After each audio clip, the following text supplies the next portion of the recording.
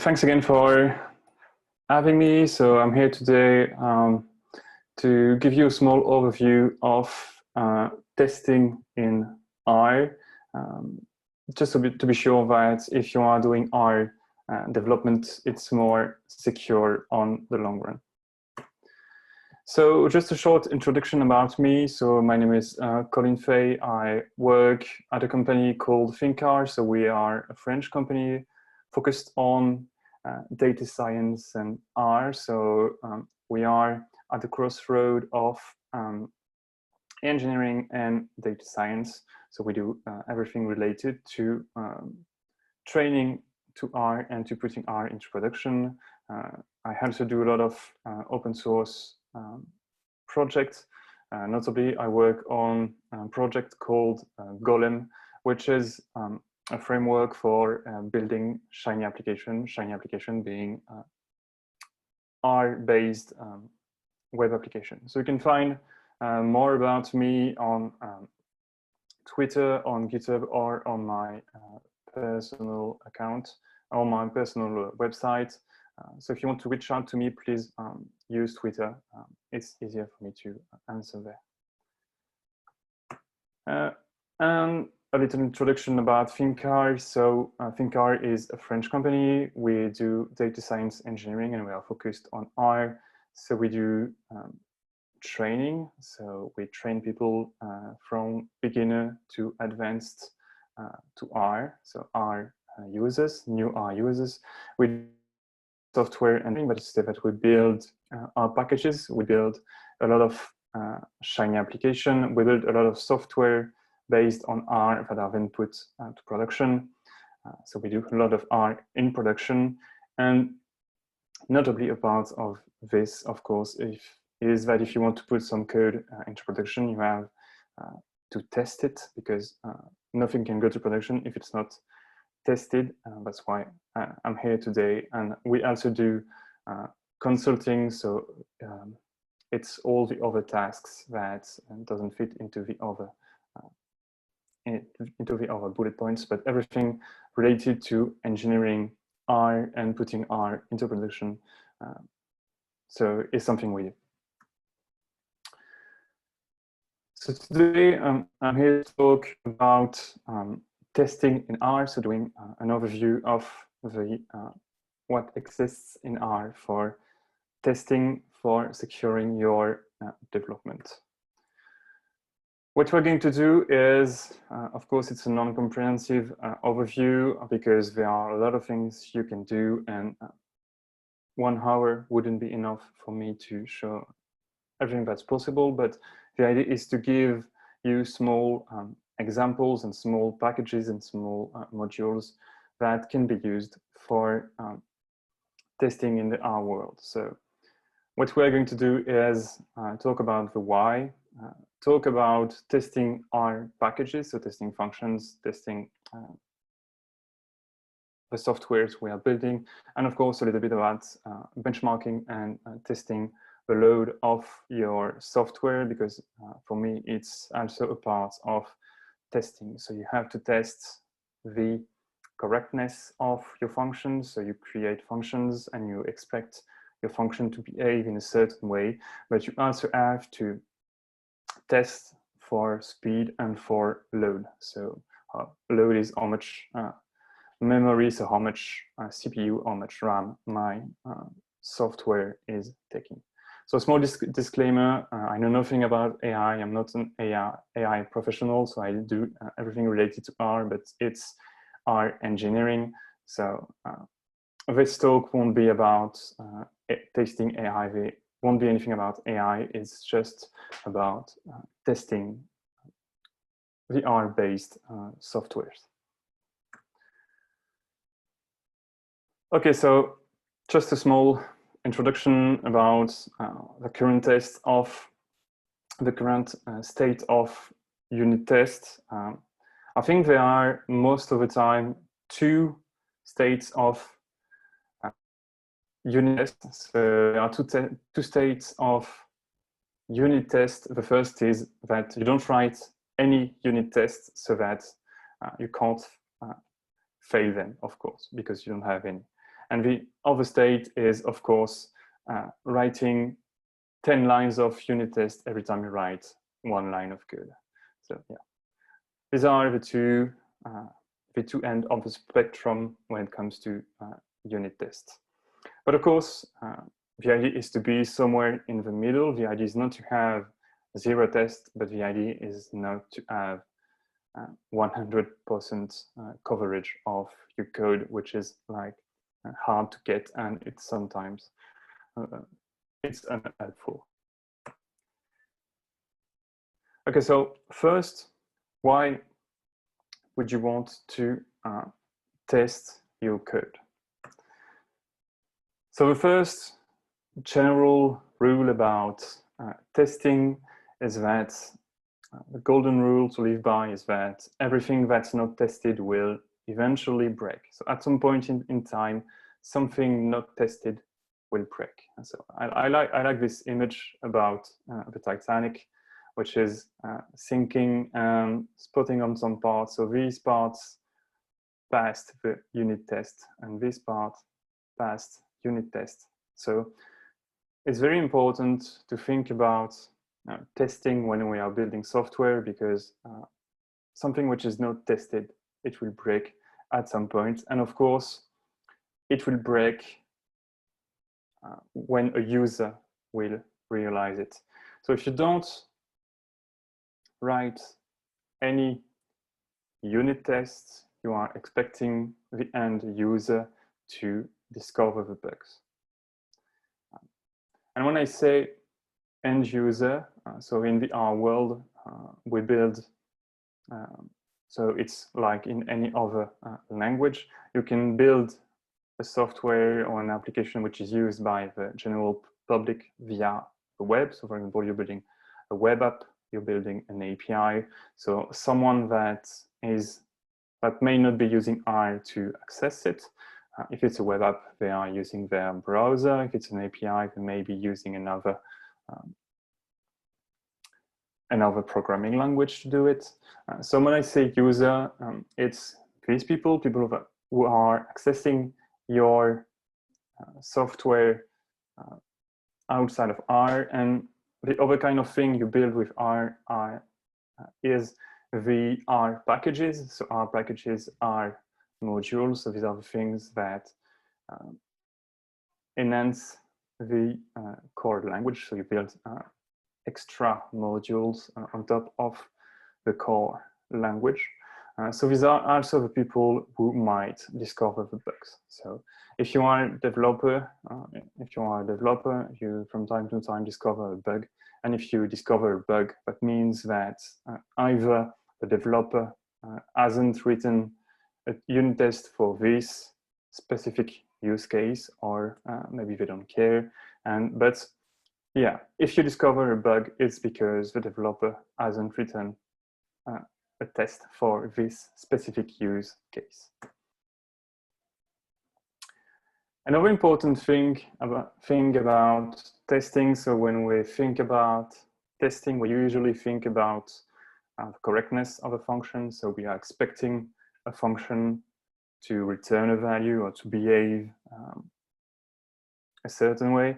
But something which is also important, even more in the context of data science, where you can have computation that takes a very long time, so that you might be sending to an external server. So for example, if you have a piece of code that you send to AWS to be run, if you don't test the load before sending, maybe you'll end up consuming a lot of resources on your AWS cluster, and then you have to spend $1 million on AWS. And I think Jeff Bezos is rich enough, so you don't need to spend that much money on AWS. So this is for computation, but this is also true when you are building web application, when you are building APIs, like a REST API with R.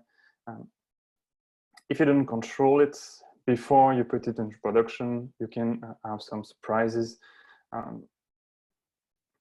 yeah, so it can cost you a lot, but you can also DOS your own server. So you might be sending a computation that takes too much time or too much RAM or too much CPU, and then just like DOS your own server. So it's important to think about this thing too. So the load test and of course the time it takes to run a function and to run an analysis. Also something, why would you want to write tests? It's also important because it helps welcoming new people to your code base. So this is something also that we forgot, but if I'm a new contributor to a project, or if I'm a new member of your team at work, it's more friendly, it's more safe. So it's safer if I join a team, I start working on a code base, and there are unit tests so that if I change something, I'm able to check that everything is still correct and that I haven't broken anything. So it's also important to think about these things. So new people in your team, but also even more in the context of statistics and data science, the idea of making your project reproducible. So if, for example, you put your analysis in an R package, you can write tests for this analysis, for this computation. And if I take this and I give it to someone else, someone else can also run the tests and be sure that we are still working in the same context. So it's also important to use unit test as a tool for reproducibility. Okay, so that is for the why about testing, especially in the R environment, which is a lot used by people from more people in university, for example, so more with an academic background, so this notion of reproducibility. And now I'm going to present some tools that can be used to test the R packages. Just taking a bit of the water. Okay, so the cool thing about, so in R, you have what is called a package. Package are minimal units of reproducible code. And the cool thing is that this package infrastructure, it comes with native testing in the sense that in R, every package can be natively tested without you writing any tests. It's not true, for example, so if I speak for Node.js, which is the only other language I know well enough to compare the two, but for example, if in Node.js, if you want to write tests, so there is no native test for modules. You have to write your own to test your module. With R, so there is a series of functions that natively test your package. So if you have a package, you can run rcmd check or devtools check, which also bundles rcmd check. So the idea is these checks, so the tests for documentation, the tests for metadata, they also check your code in the sense that they do some static analysis of your code, checking that you have correctly defined global variable, for example, or some stuff like that. So the cool thing is that with R, you don't have to write any test to start testing your package. As long as you have a package, you can use these default tools. But of course, you'd want to do more than just using the default tools. So to do that, there is a package called testvat. So I'm speaking about testvat because it's the more widely used. So if we look on the CRAN, so CRAN being the central repository of our packages, testvat is the testing framework with the most revert dependency. Revert, I think it's revert suggests. So with the more packages that suggest testvat, that means that they are using testvat as a testing framework. So testvat, it has kind of a friendly way to write tests. So you start by defining a context. You're saying, I'm going to test that, then you give it a label, and you then call a series of functions starting with expect. So for example, here I'm using expect equal. So I have my internal function called meaning of life, and I'm expecting this function to return 32. So here I have a series of functions that starts with equal that I can use to test my package. So it kind of looks like what you can find in other languages when it comes to testing. So it has native way to express what we want to test. So there are a lot of expectation.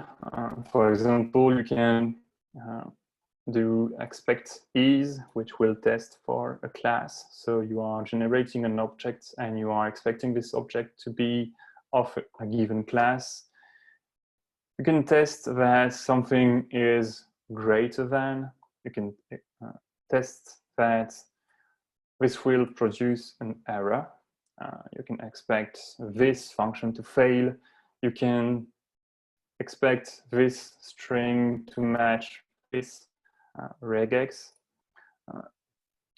So the cool thing is that there are a lot of built-in tools. Expect true. These building tools that allow you to, you don't have to think a lot about the testing because the functions are already there inside the package. And of course, another cool thing about testvat is that you can build your own expectation. So this is, for example, a test for testing if a file exists. But yeah, you can extend these expectation mechanism with other functions. So this is an example from, I think it's from the Colin package where I define a test to check that a file exists. So you can create your own expectations. There is no limitation in that. So of course, testvat is the most widely used. So if you look at reverse suggest on the CRAN, but there are other tools that exist to build tests. For example, there is the testit package. So it only has two functions. Functions are assert and test package. The idea is that you are writing a series of assertions. So you assert this and this, and the content is supposed to return true every time. So you are the one building the test. So for example, if you want to test that two things are equal, you're going to have to write the code yourself. Of course, for equality, it's kind of easy, but for more complex tests, it can become tricky. And of course, the idea with testvat is that it also allows to use less code in the sense that the functions are already defined, so you don't have to redefine your own tests. So test this is a package can be used to enhance unit testing. So for example, you have use test data that will create a test data folder. You can put things there. So the idea is to enhance the way you build unit tests with R. So it's complementary with, notably with TestVet. There is another package called Tiny Test. So it's very lightweight and dependency-free unit testing framework. So the idea is to more or less reproduce what TestVet does, but without all the dependencies that come with TestVet. TestVet has a lot of dependencies, so the idea is just to use only functions that are inside base R. So it's a lightweight testing framework. So these are these are packages that are used to test the functions inside your package, but there are other things that you can do. Notably, if you want to test, for example, if you are writing a package that connects to an API and you want to read code and you want to be sure to test correctly this HTTP request. So there is WebMocker and VCR that allow to test for HTTP request, and there is also HTTP test, which is also built, which is also designed to do web testing through HTTR. So web testing of HTTP requests.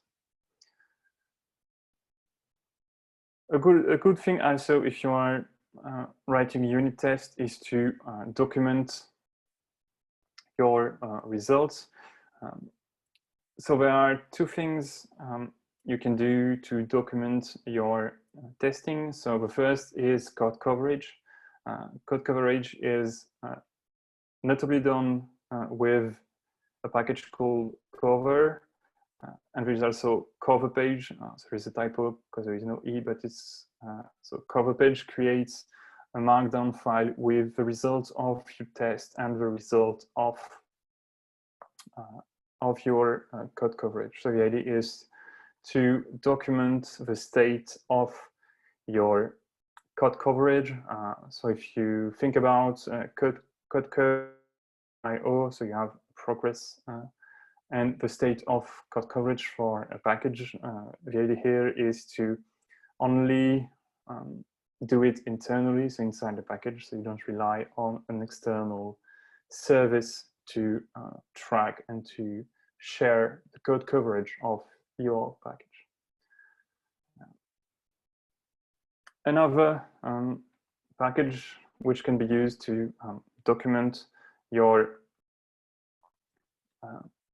testing is testdown. So the idea is to turn the results from TestVet to a bookdown. So a bookdown, if you don't know what it is, it's an implementation of the Git books, but with R. So you are creating markdown files, and it's bundled into a Git book. So it creates a Git book that can be shared online, and it can also create LaTeX. So it's converted to LaTeX, then put into PDF. So bookdown is a way to write books from R. So testdown takes the outputs of TestVet and it turns them, it turns it into a bookdown. So each chapter, so you have summary, then each chapter is a test file, and then you have summary of the errors, of the warning, of the skipped test. So it's a way to document what you've done with your testing.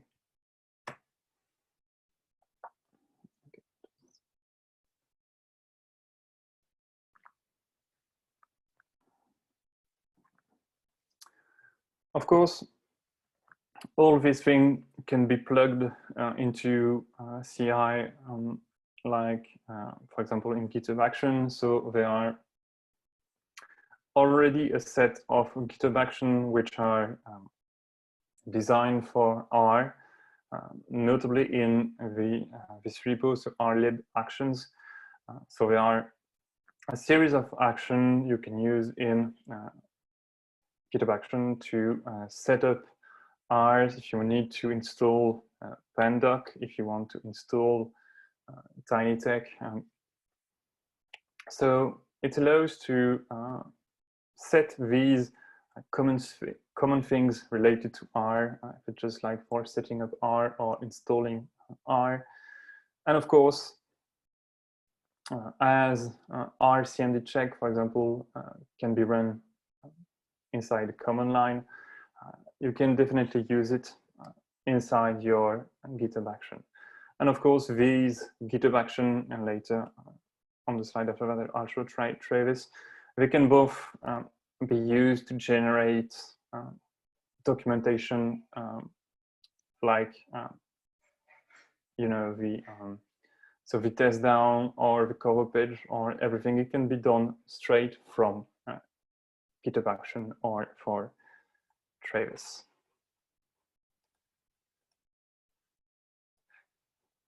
Okay.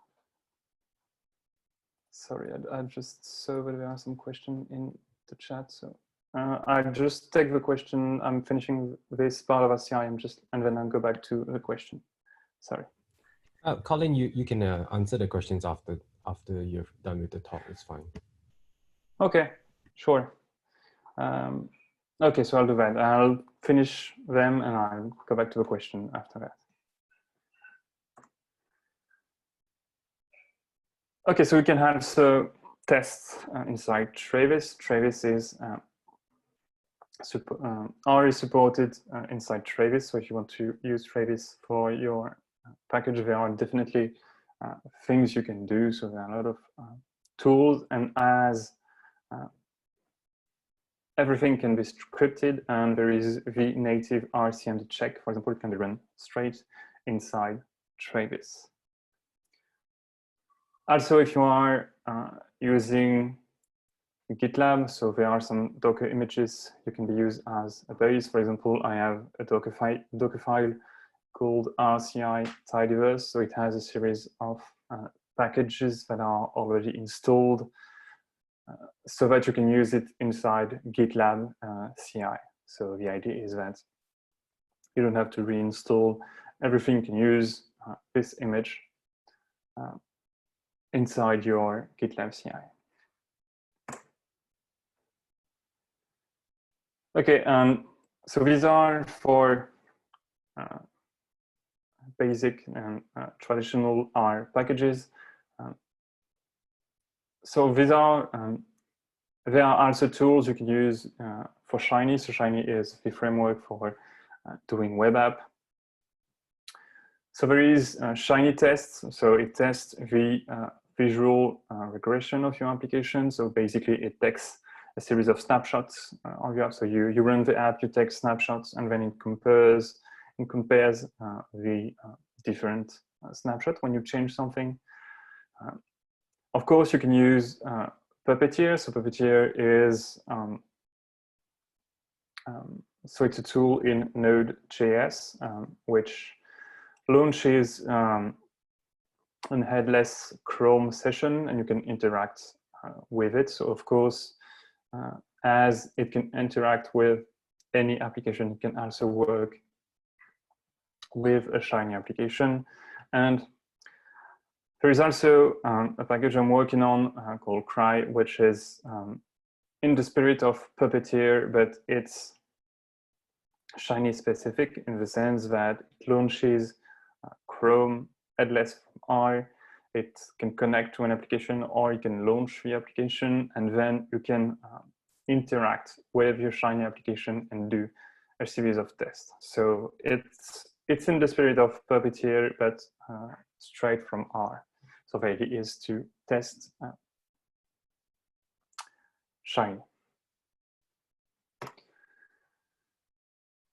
The moral of this story, of this first part, is if you want to work correctly. So if you want to have a good engineering of R, I think that everything should be a package, because basically analysis can be a package. So the idea is, instead of writing your analysis into a markdown that's inside another folder on your computer, you can use the package infrastructure and create a documents there, for example, as a vignette. So vignette is like a README for your package, but you can also have a real README inside your package. You can so your package can contain, for example, a book down. It can contain HTML file. It can contain a lot of things. But the idea is that inside an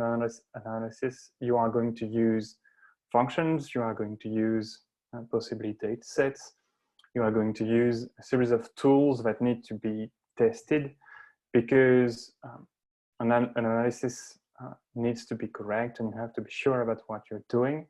So as all these testing tools come for free, if I could say, they can come for free with the package. It's a good step toward testing your analysis and testing your tools to start by building a package. Applications, so Shiny application, they also should be inside a package, because the idea is that inside a web application, you are going to build a front end, but you are also going to build a back end, and this back end is composed of standard functions that can be tested like any other function from a package. So the idea is to put your web application inside a package, and this package has a function that launches the application, and then everything in the backend can be tested. It's interesting because most of the time when we are building an application, so even more in a data science world, what you are serving is not like an innovative front end or something interesting from the front end, but it's innovative from the backend side of things. So the idea is to use the package infrastructure to put your business logic functions there, and to use the testing infrastructure to do that. And of course, every kind of tool you can write in R is still a good thing to build a package to contain it. Okay, so this was for testing your function, and then I'm going to show here some tools you can use to do benchmark and load. So test the speed of the package, the time spent running a function, and also amount of memory a function can take. So profiling the code, so benchmarking your code in R, is done with a package called profviz. So there is a default function in base R. So profviz is an enhancement of these function, but the idea is to provide a better way to do that. And also, once you have a result, it shows a flame graph and details about your test. So it helps, profiling your code, because you have these flame graphs. So flame graphs are pretty common in every language. So it's a visual representation of the time spent on each part of your stack. So basically you have, the first function, and then you go deeper in the stack, and it gives a visual representation of the spent for each function. So profviz allows to do that. So it gives you, even more if you are using RStudio, it gives you like a nice widget that you can explore. If you want to profile memory, so there's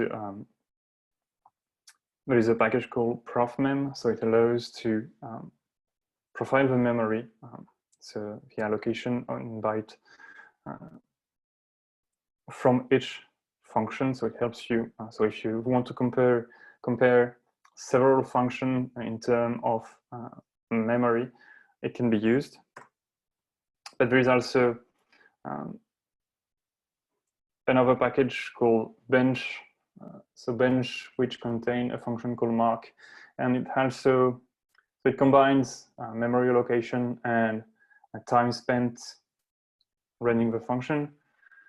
So the idea is you provide it a series of function, and it runs all the function, and it gives you a table with the median time spent running this file, the min and the max. So it gives you information about the time spent on a function, but also on the load, because you have the memory allocation.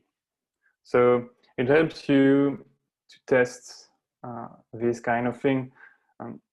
It's nice to have these kind of tools when you are doing code refactoring, for example. So if you are refactoring a function, it's interesting to test before and after. So if you want to factor to gain speed, it's a native way to do it. As far as I know, it's if you look for the equivalent in other languages, it's kind of hard to have this natively in the language. So it's kind of an interesting tool. And of course, once you have this output from benchmark, you can plot it. So you have an overview, a graph about the different benchmark you did. If you're looking for tools specific for Shiny to test Shiny, so there is Shiny load test. So it's a native R package with a command line tool that allows you to record a Shiny session, and then you can replay it with many users. So basically, the idea is to record one session, and then you say replay with 10 people, and then you get so replay the same thing with 10 people at the same time. So you can measure, you can define how many time it takes for the last person to run through all these steps. So it allows to benchmark the time spent running the application. Another package that can be used to do that is DockerStats. So it's a little bit more general, but if you do DockerStats inside your terminal, you'll have the stats from Docker, and so DockerStat brings this table, but inside R, so it's easier to manipulate and to plot. And for example, if you are, what's interesting is that if you are using a cry and DockerStat, you can launch a Shiny application inside a container, and then you can replay a session and watch the DockerStat. So you are launching a container, you are connecting from R, and you can perform some actions, and then you can watch how the DockerStats are evolving. So yeah, quick focus on DockerStats. It brings the stats from Docker into an R data frame. It can be called recursively, in the sense that you can say there is a function called Docker recurse, which call DockerStat every second, but you can change it. But the idea is that you can watch the DockerStats grow and change and evolve. And what is notably interesting is that there is a memory statistic into DockerStats. So you can watch how the memory used by your container evolves. So this is an example. So I launch a container with a Shiny app on the port, and then I'm calling DockerStats on this specific container, which is named xmec. and I want the name, the memory usage, the CPU, and the memory and the time of recording. So I can see that right now my container, so when I run this slide, my container is taking this much memory. So the idea is to, of course, record this, and then once you record it all the time, you can draw these kind of graphics. So for example, it's setting different inputs into my application. So on the very left, I have my application launch. Then I set a first input, and then I set different inputs, and I can see that so on the y-axis, it's a memory usage. On the x, it's time. So I can see that once the first input is set, the memory usage is relatively stable. So these are interesting tools when you want to benchmark, for example, a Shiny application. We did it when we needed to do an audit for a client. So they wanted to put their application in production, so we wanted to deploy, and we needed to evaluate how many memory was needed. So it's using Docker to do that is very handy. So to conclude, test often, test soon, of course. Everything can and should be scripted. The cool thing with programming language is that you can script everything. So instead of doing manual testing, you should script everything, even when you are building a Shiny application where you may be tempted to launch the app and click on stuff to see if it still works, but the idea is to script as much as possible. Of course, something important, so it's not just about functions, it's also about load and speed. So it's something some people forget when building software with R, but it's not just about correctness, it's also about how many time it takes and how many memory it takes. And of course, golden rule, R packages make our life easier. So if you don't know how to build an R package, I think it's really worth taking 1 or 2 days just to learn how to do it, because all the tools in the R engineering world have been thought to help package developer do their job. So this is the list of all the tools which are inside this slide deck. So the idea is not that you remember them all, but I'm going to put these slides online just after. So the idea is that if you want to find everything back, you can refer to this list. Yeah, and if you are interested in testing Shiny apps and building Shiny apps, so I'm almost done writing a book on engineering Shiny apps for production. So it's available on engineeringshiny.org. It should be available in print probably by the end of this year or maybe beginning of the next. So yeah, if you are interested not only into testing Shiny, you can refer. So there is several chapters about testing Shiny. And now I'm going to answer the questions. So. Yep. Okay. So Kevin has a question. He asks, can we build machine learning APIs using Shiny and then test the resulting API using testnet? Okay, so if you want to build an API in the term of a REST API, you won't be building it with Shiny, because Shiny is more about making an interactive web application. So Shiny is more about web app, but if you want to build REST API, so there are several frameworks that are available to do that. So there is Plumber. So Plumber is a project from RStudio to build API, REST API in R. So there is REST R serve. So it's also an implementation in R And I'm also working on a framework in Node.js called Odds that that is designed to build a Node.js REST API that can call R. So you're basically defining a Node.js REST API, and you call R from Node. So basically, the idea is to leverage all the tools that are in Node to build REST API. So yeah, to get back to the first question, Shiny is not about building a REST API. So it's really about building an interactive web application. Kevin, does that make, is that a good answer for you?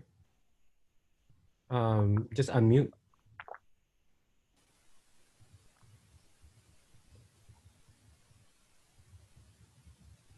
Okay, so I can't hear you. Yeah, I can't hear you. Kevin, we can't hear you. Okay, good. He just typed the answer. Great. Okay. So the next question is from Sudesh. And he asks, from the system core attributes that define large scale, so like complexity, size, evolution, emergence, heterogeneity, variability, reusability, distribution, which are the source of challenges of large scale testing in R? Okay. So I think one of the challenge, not just for testing, but for large scale R software, is that by default R is single threaded, and there is no native async await, for example, just like in JavaScript. So if you want to build and test large scale application, you have to write the parallelism and stuff and synchronous requests yourself. So these are like, yeah, the complex things I'd say. It's that handling this single threaded nature of R. Sudesh, is that a good answer for you? Or do you want to clarify anything?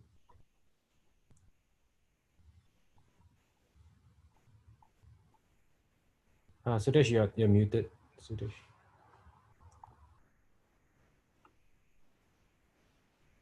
Okay. I will. Yeah, and for security, I consider security. As far as I know, there is no security issues right now that have been discovered, but I think there are less people working on it, so that might explain why. But yeah, if you are building REST API or Shiny application, there might be some vulnerability, but I don't think a lot of people are working on finding them. So it's kind of a good news. Like, you know, nobody's focusing on trying to attack Shiny application or to attack Plumber API. So okay, yeah, some more focusing, I don't know, hacking Angular or hacking Vue.js or stuff like that.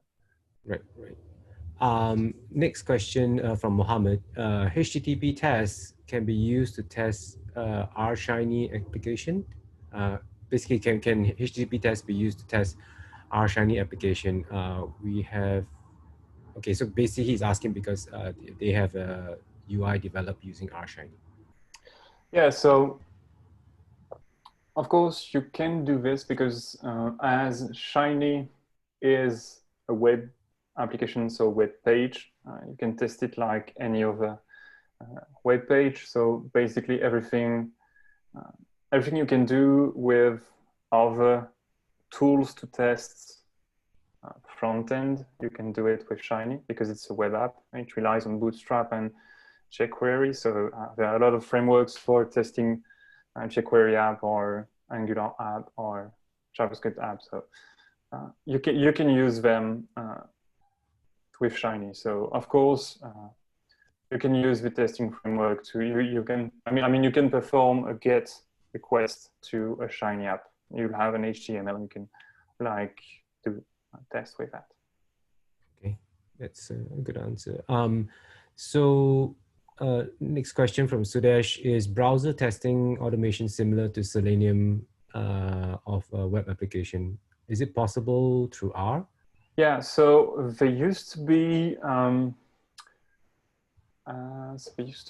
Selenium. I think they are using Selenium on the backend. Let me remind.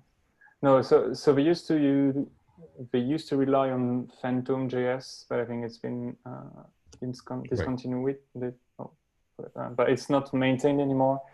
And no, I think Shiny tests rely on Selenium, but there is R Selenium. So yeah, there are two ways to do it. You can like use Chrome headless, or you can use Selenium.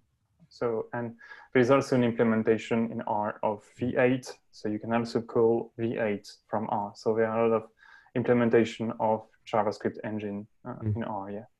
Okay. So from Mohammed, visual testing for Shiny, you mean like taking snapshot of the screen as baseline and then compare later? Yeah. Yeah, that's it. So it's what Shiny Test does. So it launches your application. You take screenshots of your application at given moment, and then when you launch the test, it compares the two snapshots. So yeah. That does it doesn't do a pixel by pixel comparison, right? It basically checks the DOM. No, it does. So it outputs to PNG and compares to PNG. So yeah, it's not a DOM comparison. It's really visual. Got it. comparison. So yeah. Got it. Okay. Next question and last question from Sudesh. What are the key challenges, limitations of large-scale software testing hindering the development of quality software products developed in R? Which means key challenges of large-scale software testing concerning product quality attributes such as functional, stability, performance, efficiency. I think you covered some of the performance stuff, right? I think that's usability, reliability, and you covered security as well, maintainability and portability. I think, one of the key challenge of R in production and large scale application with R is also the R users, because basically most of the people right now who are R developers who write Shiny apps or packages, they come from an academic background. So they come to the software in production world and they're like, R is not a real language. They are faced with people who are like, no, you can't put that in production. So they're working in IT and they have computer science degrees. And, so it can be challenging for people in the R world to come and to put the software in production and to build large scale application because they might not be confident about what they are doing. But yeah, I often say there are, do you know how many ways there are to build a Node.js module? There are thousands. Do you know how many ways there are to build an R package? There is just one. So, I think it's a very good thing because everybody for 20 years in the R community has been working on making this.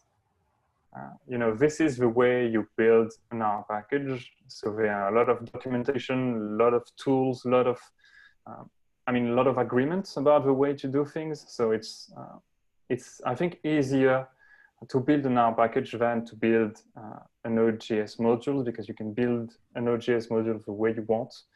There is no native testing. There is no all this things. So I think the tools exist to put R into production and to build large scale data science products, but it's kind of hard to make it accepted by the large IT community, if I can say, and it's hard for people to be confident about what they are doing with R. So I think it's the challenge is not really the tool; it's more like a mindset that has to change.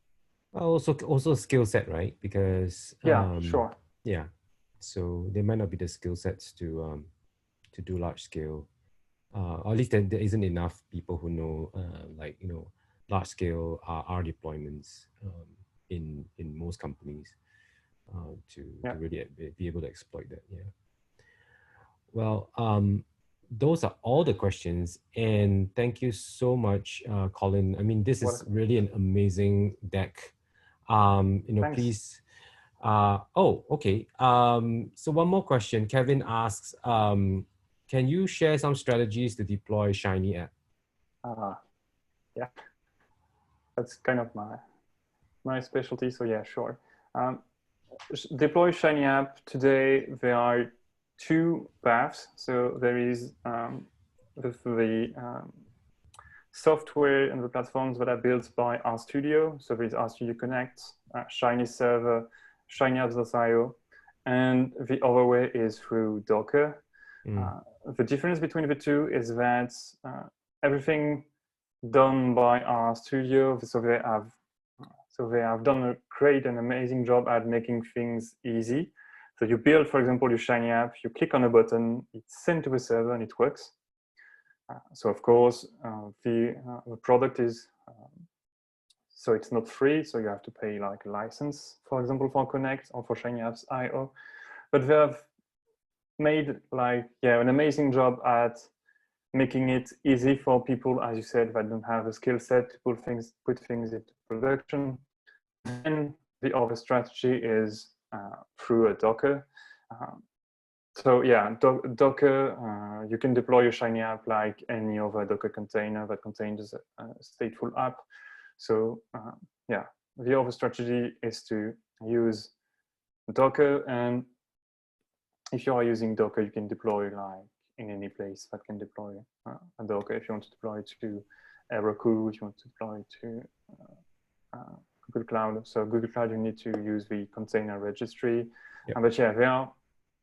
It also works in Kubernetes. So yeah, everywhere you can deploy container, you can do it with Shiny. And there is also Shiny Proxy. So Shiny Proxy is Docker orchestrator. So you put it on your server and you put Shiny apps inside containers, and it allows to create. So it manages oaths and it manages, lifetime of containers and everything. So it's an open source solution for deploying Shiny apps, but inside containers. And I think the downside of this is that you have to have the skills to do it. So if you are a non user, you might not know Bash, you might not know what is an environment variable, you might not know Docker. So yeah, so RStudio, you have to pay your license, but it does things for you. But Docker, it can be done freely, but you have to know how to build a Docker container. Great. So we're running out of time. But this was great. This was a very good presentation. And Colin, I will be hounding you for the deck because I'm sure everybody here wants a copy of the deck because it's extremely useful for anybody who's seriously doing R. So that's all. And thank you so much again, Colin. Thank you. Thanks for having me. Bill. Yeah, thanks, Bill, for hosting. Oh, okay. Oh, Kevin, I would suggest that you reach out to Colin directly on LinkedIn or something. Oh, okay. The book Engineering Shiny, if you go to the last part, it talks a little bit about this, Kevin. Yeah, the Engineering Shiny. You can go on the website engineering-shiny.org, and it has a part about Docker and RStudio Connect and everything. Okay, thanks everyone. This was good. This was great. Thanks. Bye. Bye everyone.